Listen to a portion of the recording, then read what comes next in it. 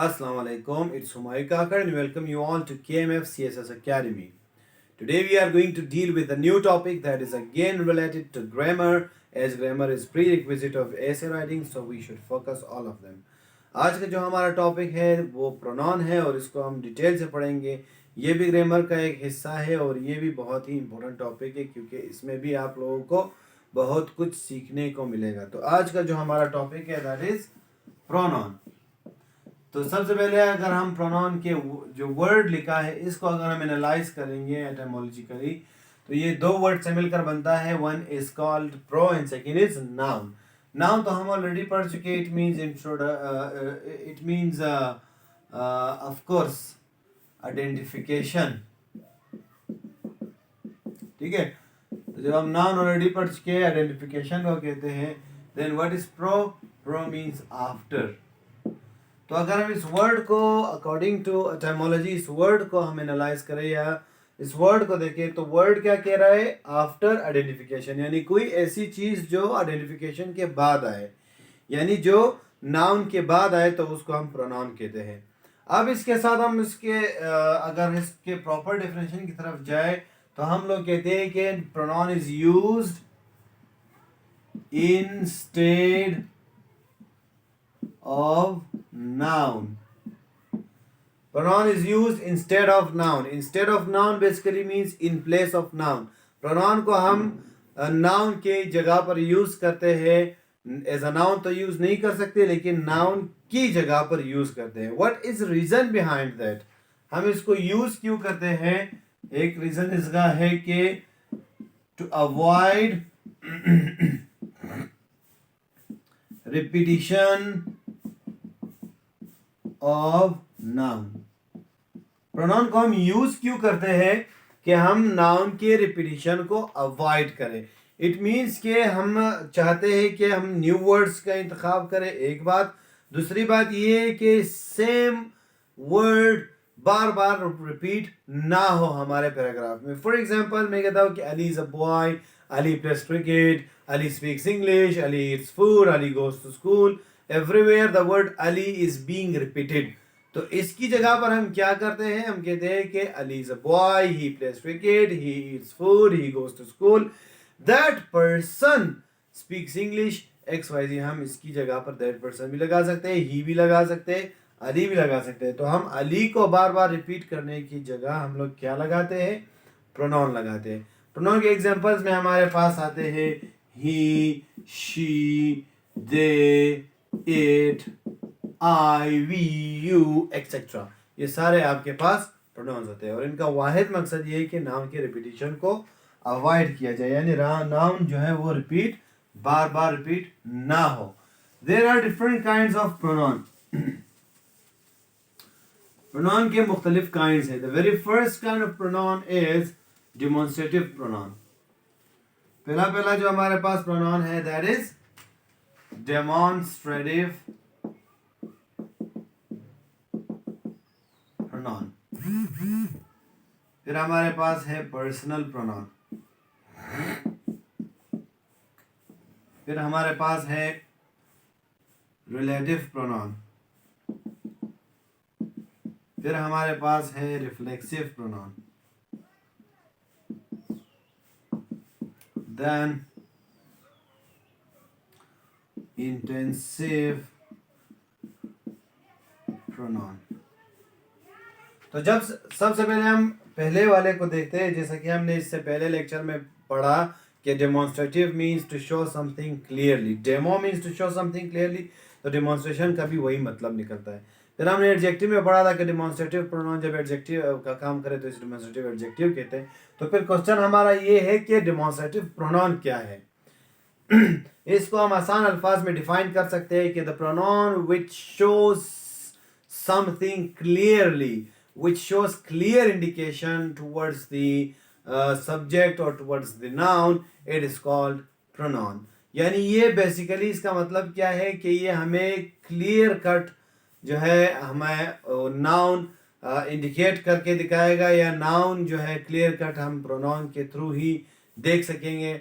उस सूरत में हम इसको कहते हैं कि ये डिमॉन्स्ट्रेटिव प्रोनाउन, यानी clearly to show something clearly. It shows everything clearly to us. इसके एग्जांपल में हमारे पास है this, that, these, those, here, there, etc. ये इसके एग्जांपल्स है. फॉर एग्जांपल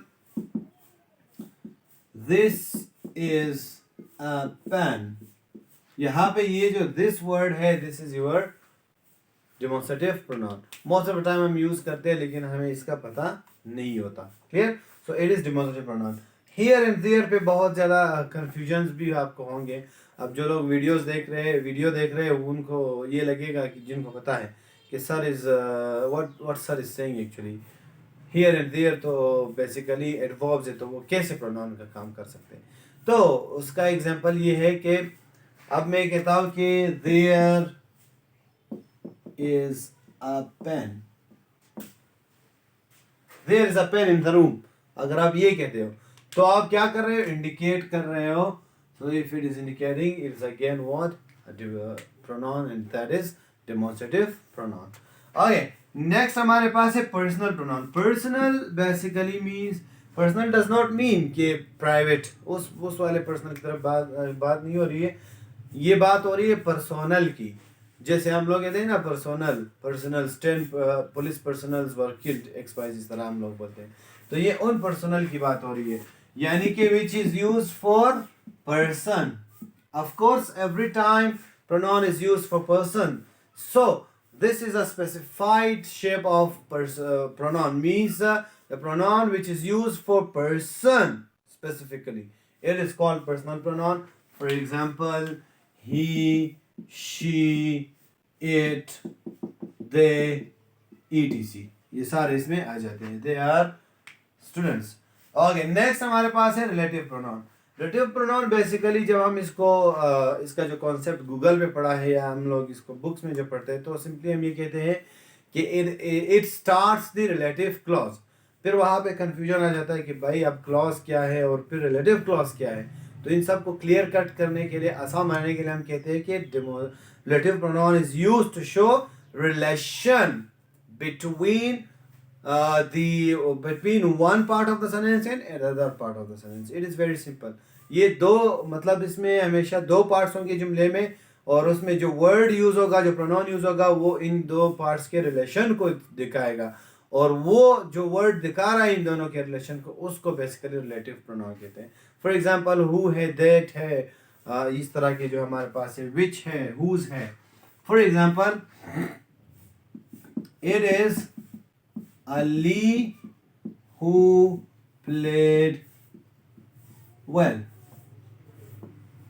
अब यहाँ पे अगर हम लोग देखते हैं played well और इस पोर्शन को जो है इनका रिलेशन कौन दिखा रहा है, the word who.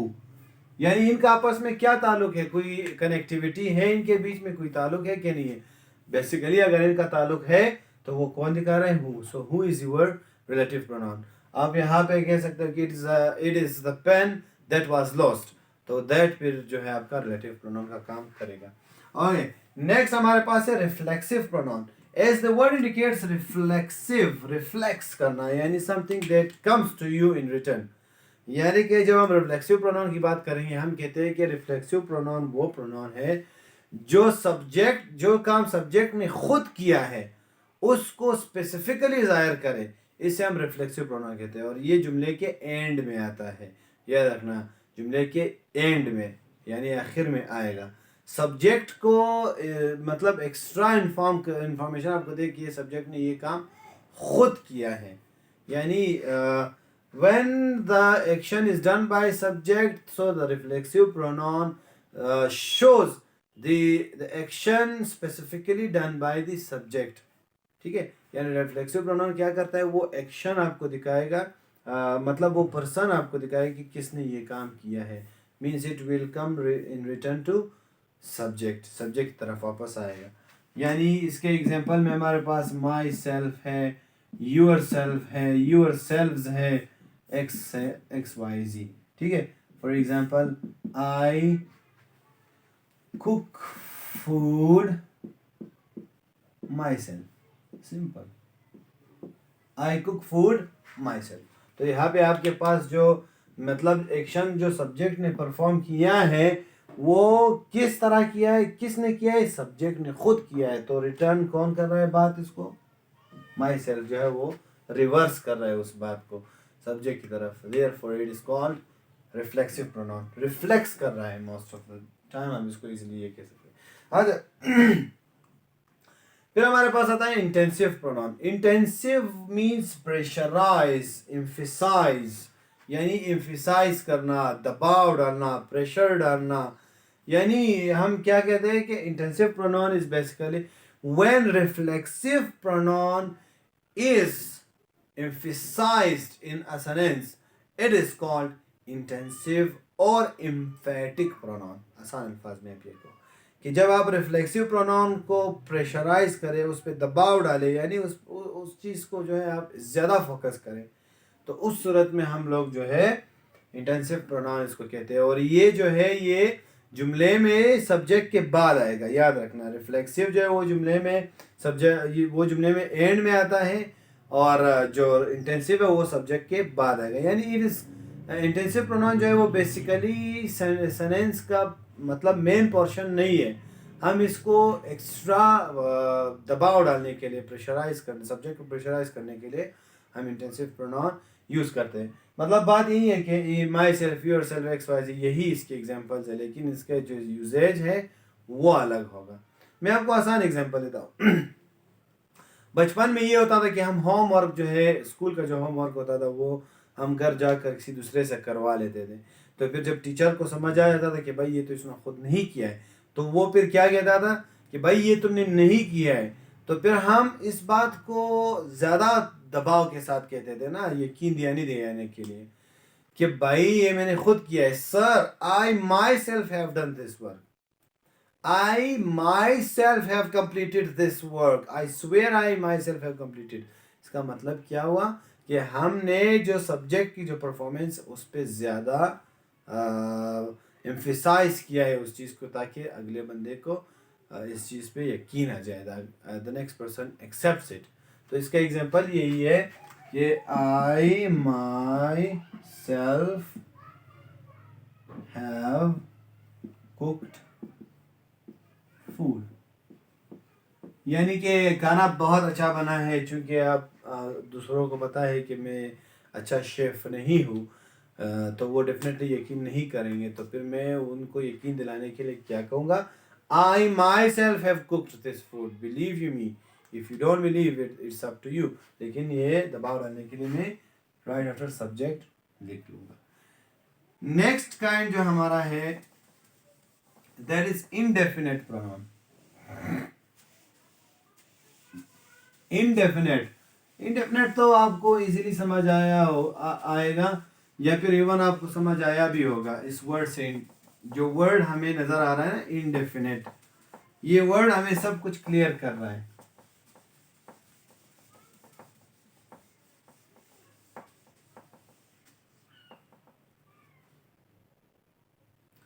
indefinite pronoun,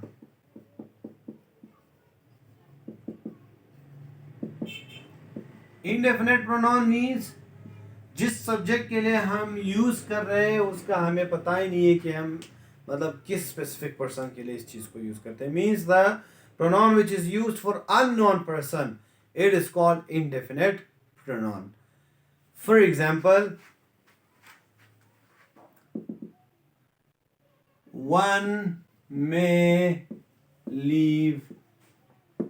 अब 10 लोग बैठे हैं और मैं कहता हूँ कि one may leave, तो अगले को तो पता नहीं है। 10 लोगों में से वो खुद एक दूसरे को देख रहे हैं कि भाई ये किसकी बात हो रही है। सो one may leave, ये आपका जो है indefinite आएगा। इसके साथ साथ डिफरेंट है, anyone, everybody, x y z, ये सारे इसमें आते हैं। ठीक है, नेक्स्ट हमारे पास है रेसिप्रोकल प्रोनाउन।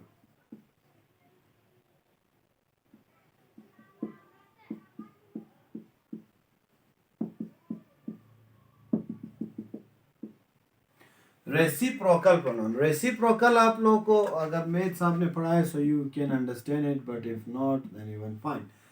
रेसिप्रोकल बेसिकली इस तरह के रिलेशन को बोलते हैं। Means when the relationship is on opposite direction, direction एक दूसरे का अपोजिट हो लेकिन रिलेशनशिप एक दूसरे के साथ रखता हो, आमने सामने वाला रिलेशनशिप हो, तो इस तरह के रिलेशनशिप को हम रेसिप्रोकल रिलेशनशिप कहते हैं। और इस तरह के रिलेशनशिप को दिखाने के लिए हम क्या यूज करते हैं? Reciprocal pronoun. Reciprocal pronoun is the pronoun which is used to show reciprocal relationship between the subjects or persons or nouns. It is called reciprocal pronoun. इसके दो एग्जांपल्स बहुत ही मशहूर है। One is one another and each other. Each other. Ali and Asad play cricket with one another. ठीक है? They play cricket with each other. So ये आपके reciprocal relationship को दिखा रहा होता है। नेक्स्ट हमारे पास है डिस्ट्रीब्यूटिव प्रोनाउन। डिस्ट्रीब्यूटिव प्रोनाउन की जब हम बात करते हैं, डिस्ट्रीब्यूटिव प्रोनाउन एक तो हमें ये क्लियर हो कि डिस्ट्रीब्यूटिव मींस डिवाइड, डिवीजन को शो करता है। तो जब हम डिस्ट्रीब्यूटिव प्रोनाउन यूज करते हैं तो एक तो ये है कि ये डिवीजन दिखाएगा, पहली बात, यानी the pronoun which is used to show division it is called distributive pronoun. 100 रुपये मैंने आपको दिए, उसको मैंने कहा कि आप 5 लोगों में इसको तकसीम करें, सो मैं कहूँगा कि ईच में टेक 10 रुपीज़, ईच में टेक 20 रुपीज़। तो ये मैं क्या कह रहा हूँ? डिवाइड कर रहा हूँ 100 रुपीज़। एक तो ये बात आपको क्लियर हो। दूसरी बात आपको ये क्लियर हो कि जो डिस्ट्रीब्यूटिव प्रोनाउन होगा वो एक बंदे के लिए यूज होगा। Distributive pronoun will be use for one person followed by plural nouns. ये बहुत इंपॉर्टेंट पॉइंट है भाई, ये आपके जहन में होना चाहिए। डिस्ट्रीब्यूटिव प्रोनाउन जो है वो एक सिंगल पर्सन के लिए यूज होता है, लेकिन जब इसके साथ हम नाउन्स यूज करेंगे तो वो प्लूरल नाउन्स होंगे। फॉर एग्जाम्पल रेसिप्रोकल डिस्ट्रीब्यूटिव हमारे पास ईच है, ईदर है, नीदर है, एवरी है, ऑल है, ईट इस तरह के। इसका एग्जांपल ये है, each of the boys is absent, is each of the boys is going to school। ये सही रहेगा, वो एब्सेंट वाला सेंस नहीं देगा।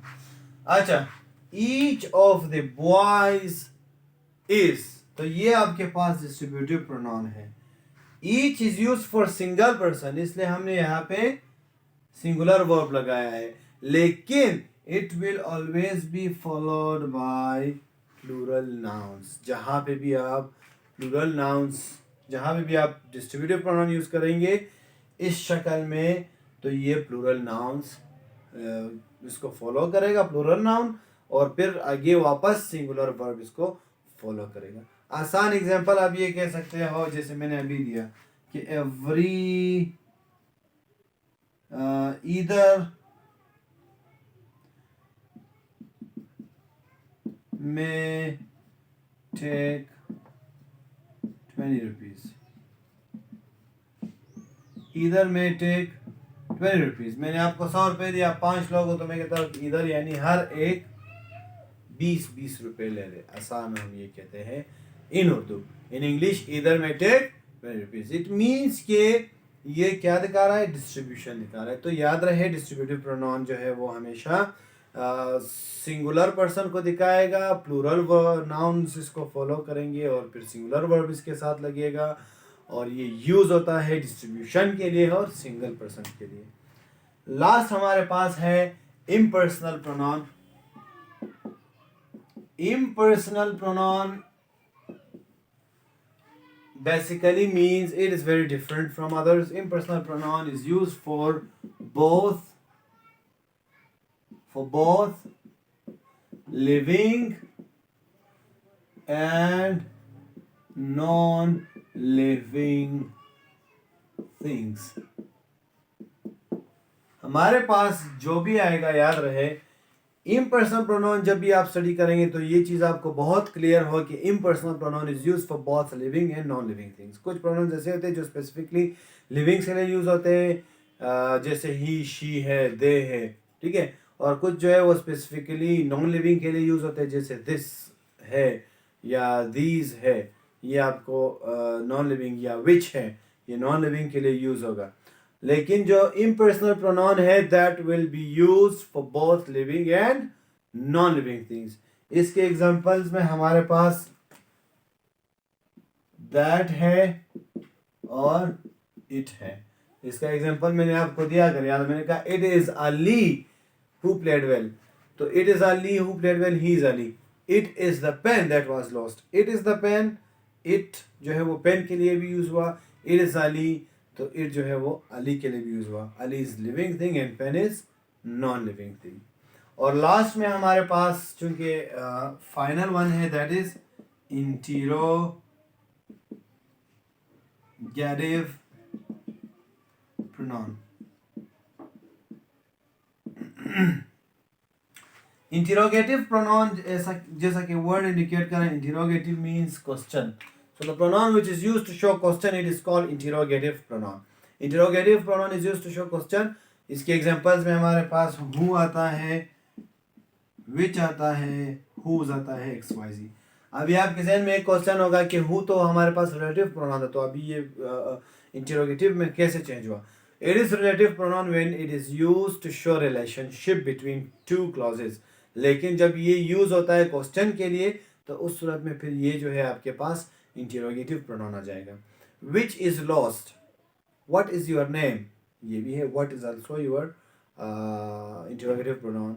Who is your best teacher, who is your friend amongst them, तो इसमें भी आपके पास इंटेरोगेटिव प्रोनाउन जो है वो हु आएगा। क्लियर? तो ये आपका है प्रोनाउन, इसके डिफरेंट काइंड्स हैं। फिर भी अगर आपको कुछ समझ ना आया हो, so you can post question in comment box, in through WhatsApp, via email। Description में आपको WhatsApp नंबर और ईमेल दोनों मिल जाएंगे। हमारे ऑनलाइन क्लासेस होते हैं, उसकी रजिस्ट्रेशन स्टार्ट है। अगर आप ऑनलाइन क्लास में आना चाहेंगे, for writing skills, for pronunciation skills, for grammar, you are all welcome. Do subscribe the channel and share with your friends. Thank you so much. Allah Hafiz.